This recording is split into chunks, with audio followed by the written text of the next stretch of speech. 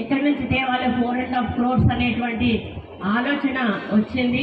ఎక్కడి నుంచి చూసినా కూడా నాకు ఎక్కడ దారితే నువ్వు తెలియలేదు.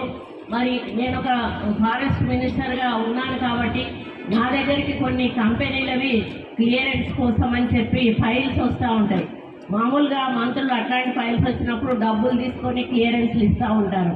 నేనన్నా మాకు ఒక నయా పైసా మీరు ఇవ్వాల్సిన అవసరం లేదు, మీరు సమాజ సేవ చేయండి, మా స్కూల్ ఒకటి డెవలప్ చేయండి, మా పేరు మీద అది మీ పేరు గుర్తుండిపోతుంది అని చెప్పినప్పుడు వాళ్ళు మేము పై వాళ్ళతో మాట్లాడాలి మేడం, మా చేతుల్లో లేదు అని సదానంద రెడ్డి గారు చెప్పి వాళ్ళు CEO వాళ్ళు ఉంటారు, కంపెనీకి చెందినటువంటి ఓనర్స్ తోటి మాట్లాడి డెసిషన్ తీసుకుంటామని ఒక 3-4 సార్లు వాళ్ళు రావడము పోవడము, చివరకు వాళ్ళు ఈ 4.5 కోట్ల రూపాయలతోటి ఇది నిర్మాణం చేస్తామని వాళ్ళు ఒప్పుకున్నప్పుడు అసలు నాకు ఎంత హ్యాపీగా అనిపించిందంటే ఇది అసలు నేను కట్టగలుగుతానా మనము అన్నప్పుడు వారు ఓకే చెప్పినప్పుడు నాకు చాలా చాలా సంతోషం వేసింది.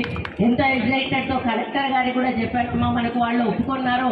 ఇంకా అంటే వెంటనే మేడం గారు కూడా నాకు కాపీ పంపించండి మేడం, ఎంత తొందరగా పంపిస్తే అంత తొందరగా నేను డిస్మెటల్కి ఆర్డర్ చేసి